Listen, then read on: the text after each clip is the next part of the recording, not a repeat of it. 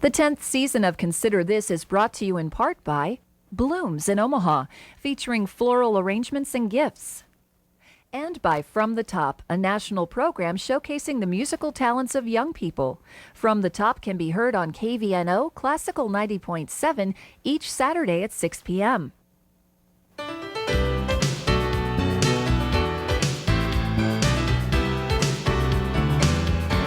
Consider This, a program of issues and information behind today's news.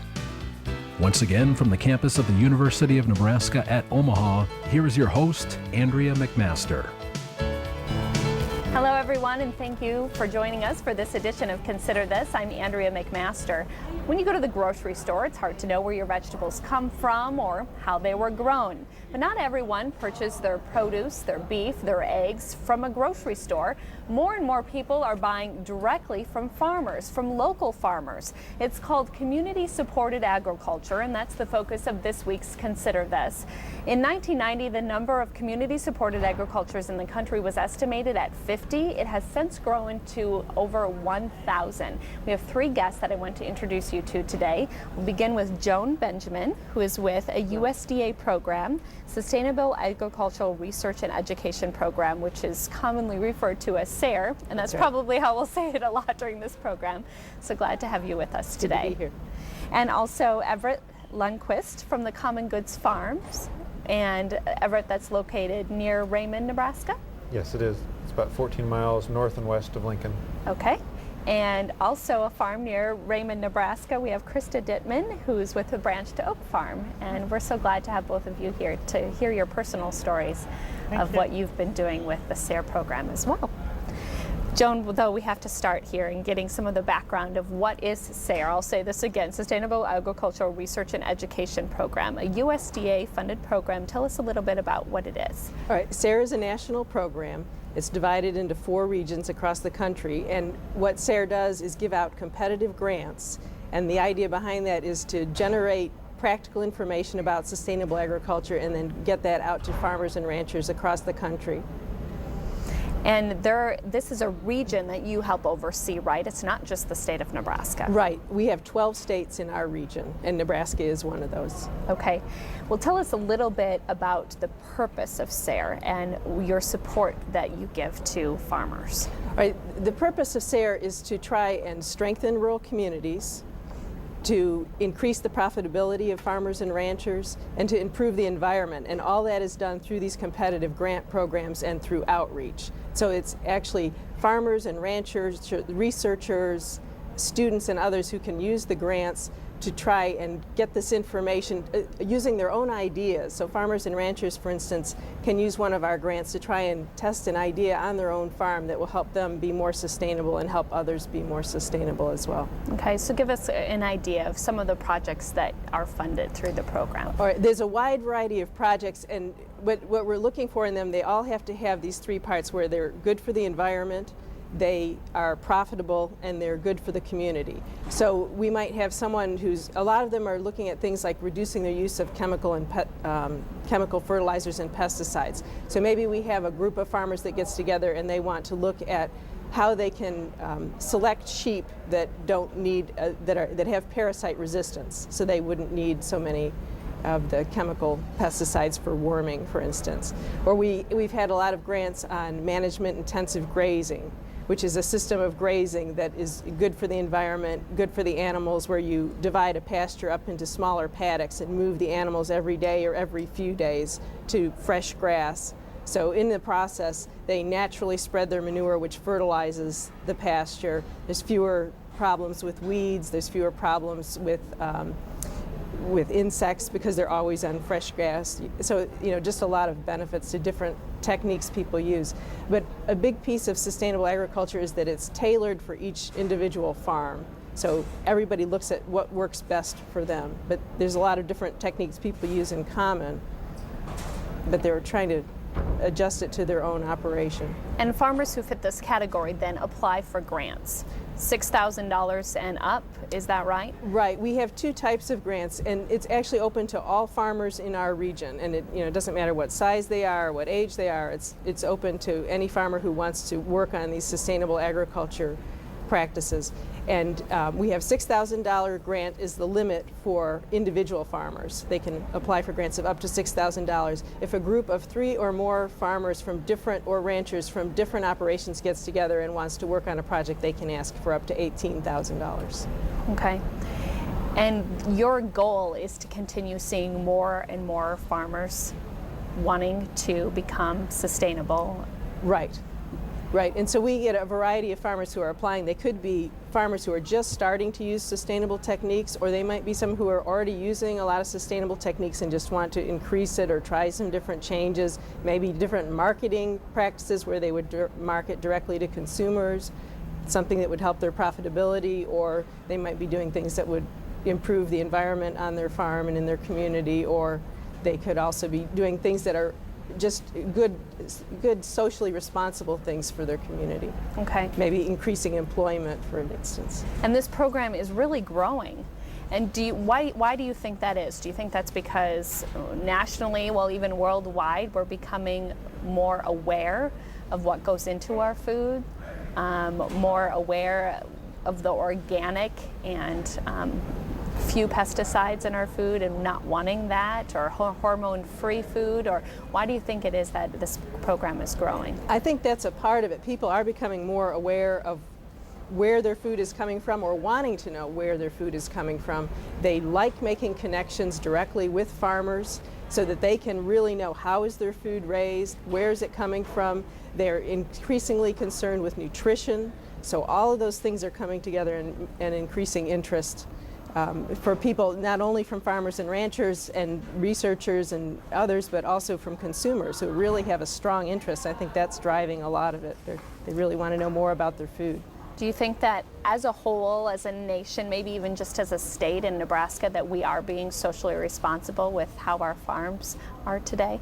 I think that people are looking more and more at that, and more people, because they have an interest in it, I think we're becoming more and more socially responsible about it.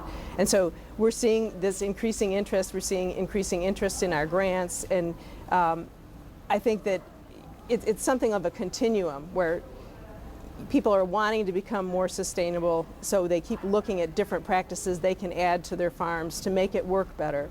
And as more information comes out about different techniques like organic agriculture, or, and people taste the flavor that's involved when you get locally grown food, or they get to meet the farmers in person and really find out, okay, this is how my food is being raised. All those things contribute to it. And farmers find out that it can be more profitable for them because they're selling directly to the consumer. They get a higher price, or they might be having a value-added product that brings them a better return. And of course, they feel good about it too when they're contributing to the community, bringing more income into the community, helping support their local community.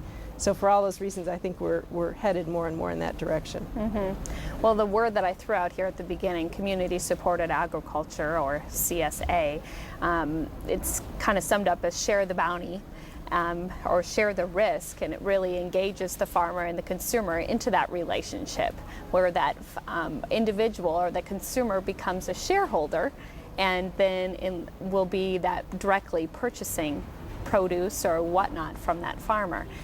This is such an interesting concept. It sounds like it's been around for a while, though. It was fairly new to me.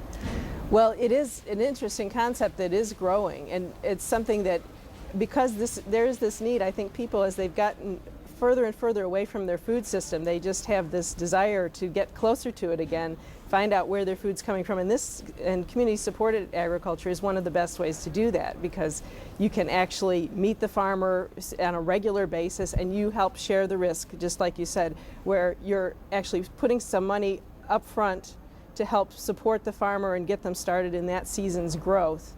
And then you, in return, get produce or meat or whatever it is that particular farmer or group of farmers is producing. Mm-hmm. And likely in these situations, too, you're helping support them throughout the year. That's right. And it's not just buy when you want your food, but you would be giving that money up front before the growing season might begin. In other words, I'm just trying to give examples so people can relate to how this works. Right, and there's a number of different ways that CSAs can work. Okay. So some of them pay as you go. Some of them, ideally you would put money up front so that you actually help share the risk with that farmer, so that there's money for seed and whatever is needed to start at the beginning of the season. And then there is a shared risk, because if there is a crop failure, then you who are receiving the produce from that farm, you might get different crops than you expected that year, or you might have a reduction in the crop. So you actually become a little bit more involved with what's happening on the farm. And some producers actually have a system set up where you go out to the farm and even can work on the farm. And I've known a number of people who really enjoy doing that. It's become very popular to go out there, take your kids, have kids see what it's like to actually harvest vegetables and taste it fresh from the garden or from the farm. And So what's the benefits, a couple benefits for farmers to be a CSA farm? right, well, it's one way for them to share the risk, which is an important piece of it. They also get to have a direct relationship with the consumer. And when they do that, a lot of times they set up for marketing your product is a big problem for a lot of farmers, especially if you're trying to direct market to consumers where you can often get a higher price. And so when you're able to set up a relationship like that, a lot of times people then consider that their farmer, and they really hold very tight to those relationships, and they don't want to give them up. Mm-hmm. And so that is a very good tool for the farmer to be able to sell their crops too. They don't have to pay for the extra marketing or whatnot in that sense too. Talk a little bit about the benefits for the consumers. Why would someone be looking for this type of relationship? Oh, well, there's lots of benefits to the consumer. They get fresh local food, which is tremendous. The nutrition level is the highest you can get, other than growing it yourself, because you get it fresh picked. You get a tremendous variety. Many of the CSAs really try to expose consumers to new foods, and so they might have a tremendous variety of vegetables, things that they may never have seen before. And often the CSA farmers are very good about providing recipes and information about how to use these different vegetables that they may never tried before. So there's some excitement to it as well. They may produce cheese, or they may have different types of meats available. So there's all kinds of things that the consumer can benefit from that relationship, as well as learning more about where their food comes from. And they get a sense of security from that too, knowing this is how my food is produced. If I have any question about it, I can actually ask my farmer, how did you produce this food? What kind of methods did you use to fertilize the plants, or what do you do? How do you take care of the soil? And that's all benefits that go back to the entire community. If the farmer is using good sustainable practices to maintain their soil and help keep the water clean, all these things are benefit to that consumer as well as to the whole community. Okay, it becomes a personal relationship. I was reading a little bit about some of the CSA farms have parties or picnics where they invite all of their consumers, all of those that are purchasing produce or whatnot, food from them, and they get together maybe for an annual picnic or whatnot. So it does become a personal relationship. So that's very unique.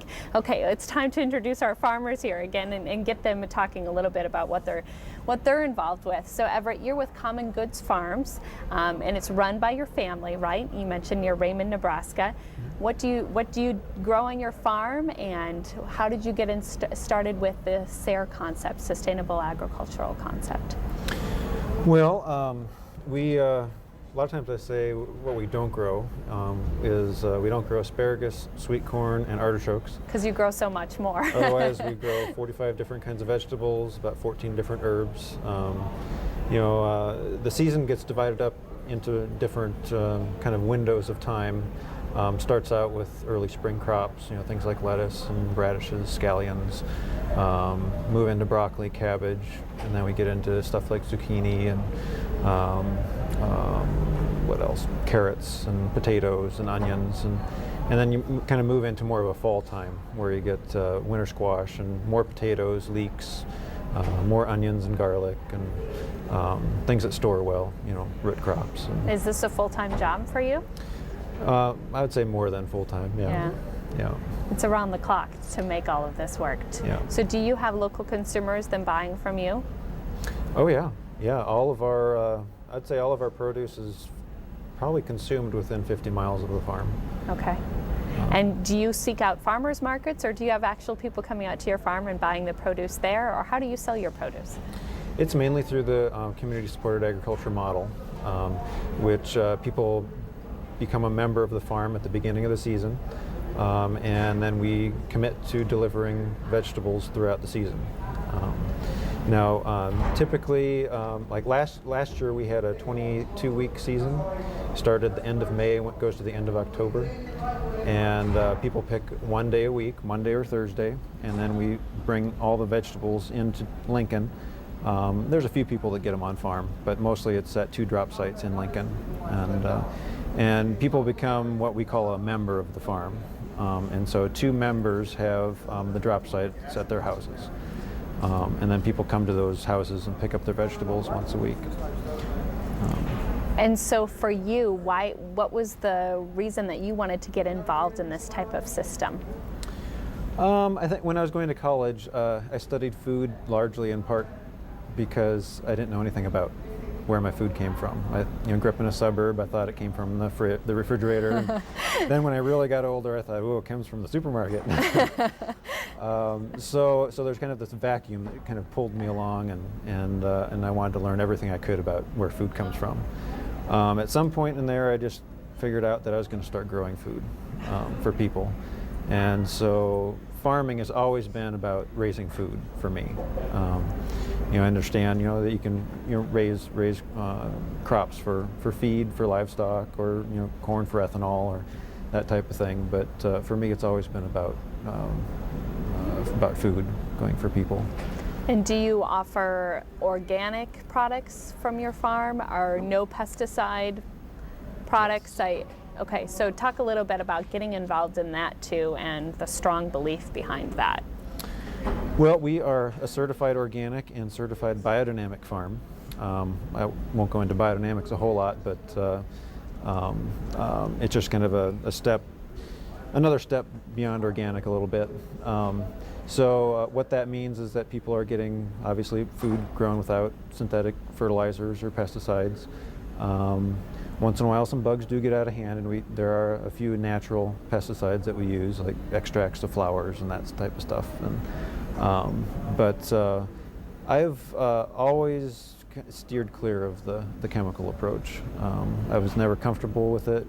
I'd walk down the garden aisle or the fertilizer aisle at the garden stores, and my nose would just start burning. So I figured I better not start using those chemicals if I can't even smell them and have them bother me. Plus, I raising a family, I just didn't want to have that type of stuff around.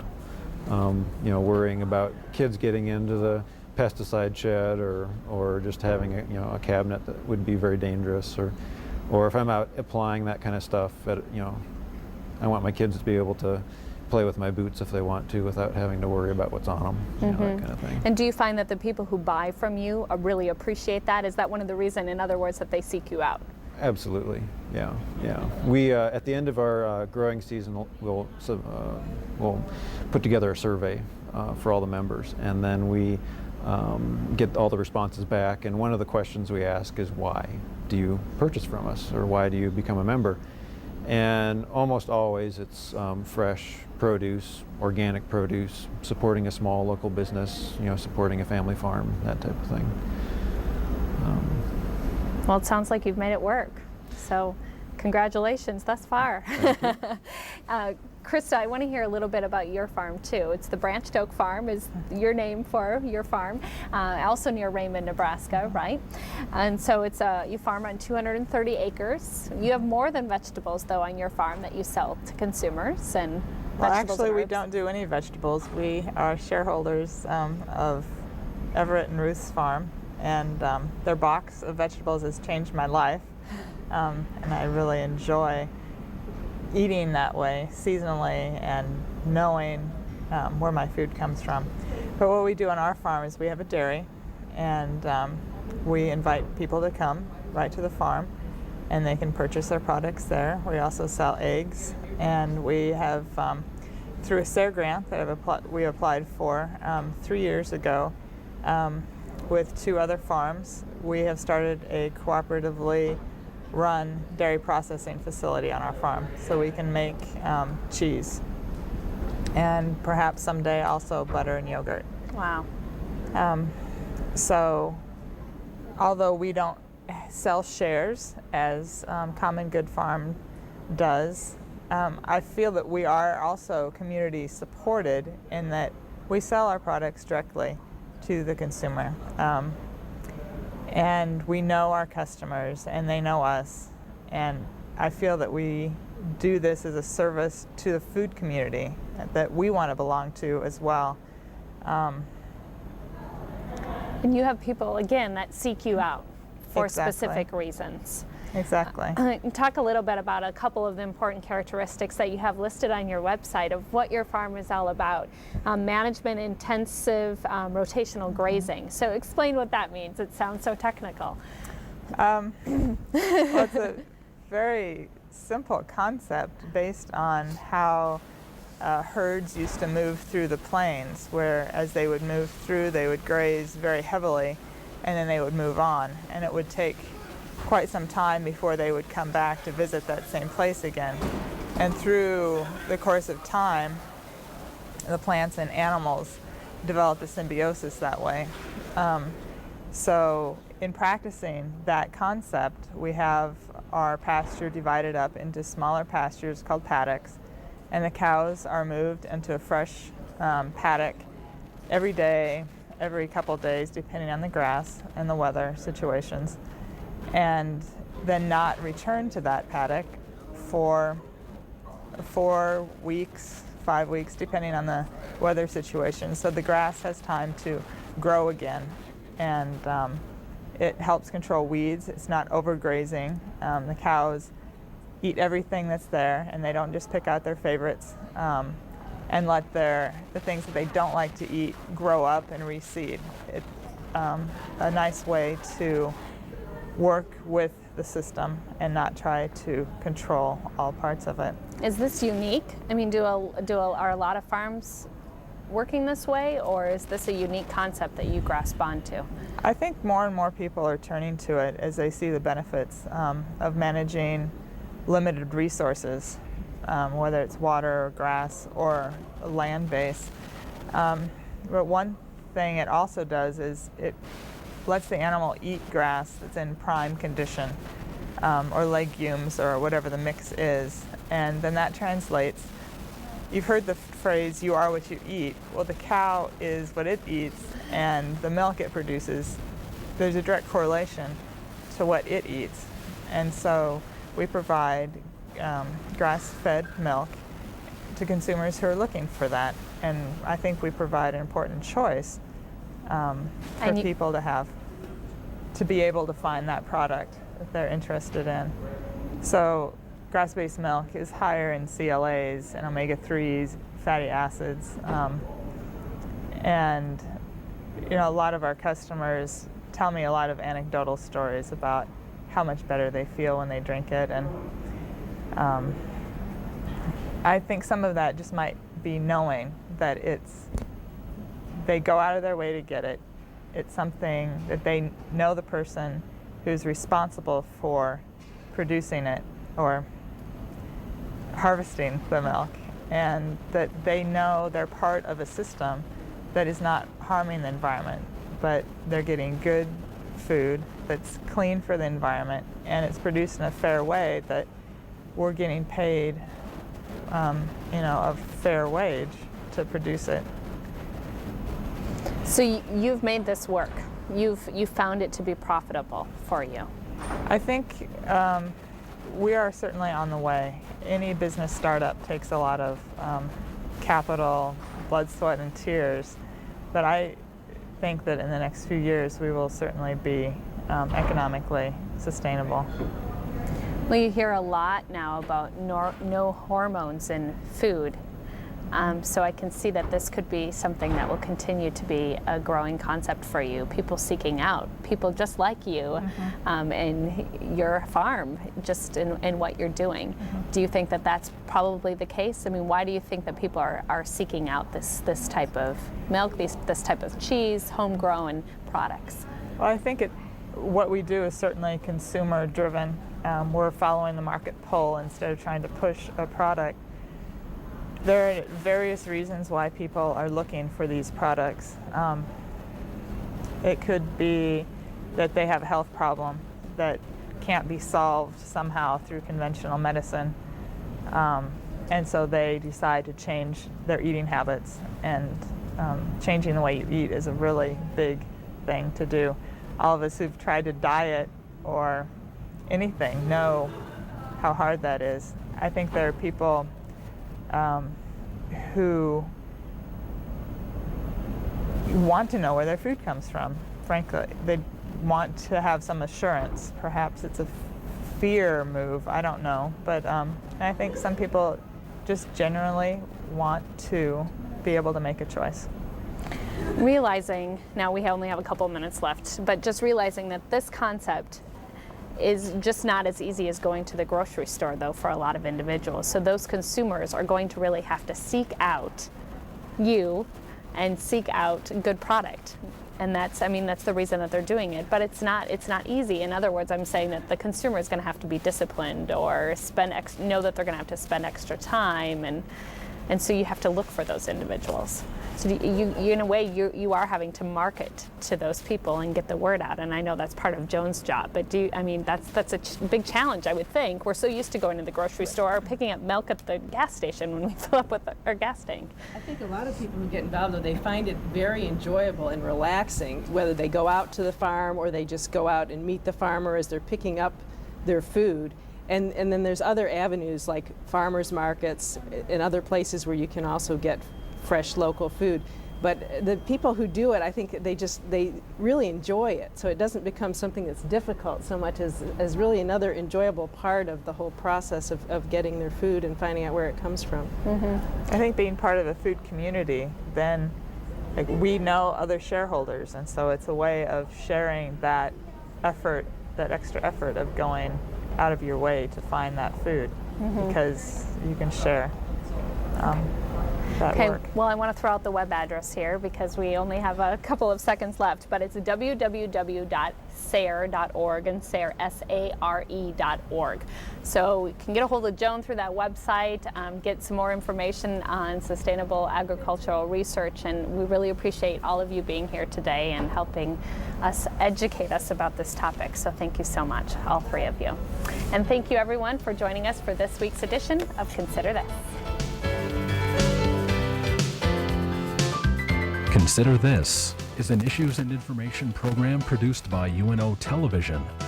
More information and program archives can be found at unotv.unomaha.edu.